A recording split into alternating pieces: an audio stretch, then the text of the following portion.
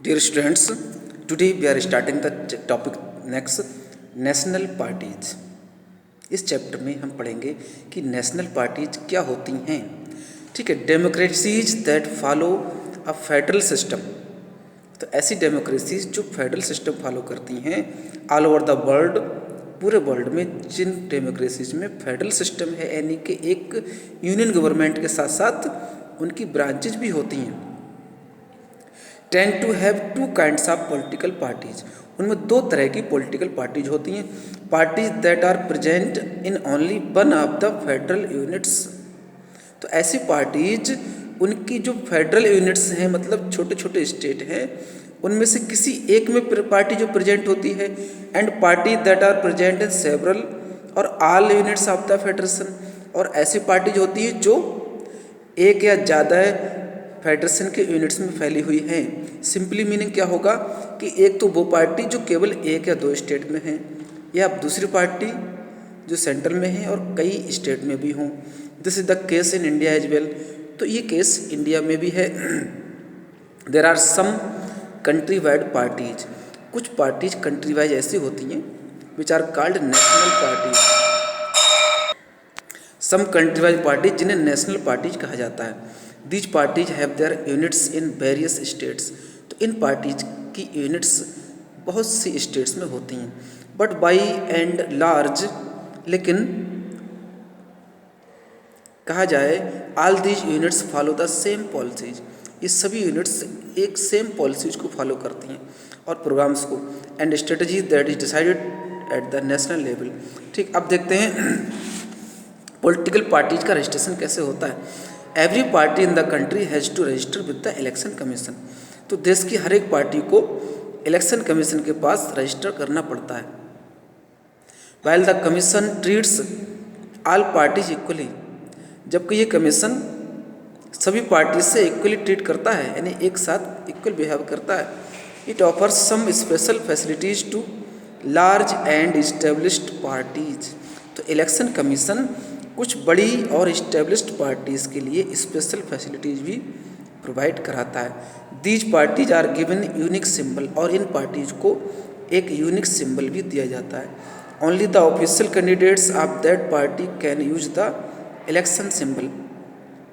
तो उस पार्टी के केवल कुछ ऑफिशियल कैंडिडेट को इलेक्शन सिंबल दिया जाता है।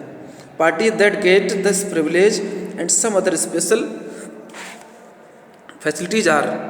तो ऐसी पार्टी जिन्हें कुछ स्पेशल फैसिलिटी मिली होती हैं, recognised by the election commission for this purpose.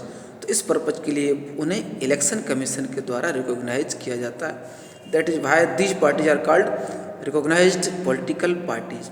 इसलिए इन्हें रिकॉग्नाइज्ड पॉलिटिकल पार्टीज कहा जाता है। The election commission has laid down detailed criteria of the proportion of votes.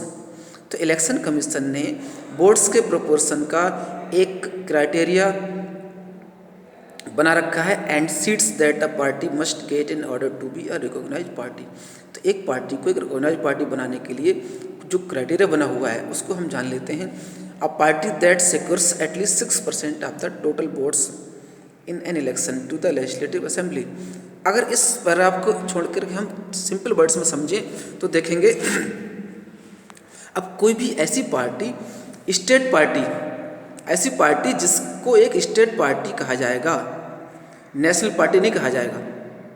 तो ऐसी पार्टी जो किसी भी स्टेट असेंबली के इलेक्शंस में 6% वोट, टोटल वोट का 6% गेन कर लेती है। मतलब ऐसी पार्टी जो टोटल वोट का 6% उसे मिलते हैं, यानी टोटल वोट जो पड़े हुए हैं उन वोटों में 6% वोट मिल जाए किसी पार्टी को, और वो कम से कम 2 सीट्स जीत जाती है।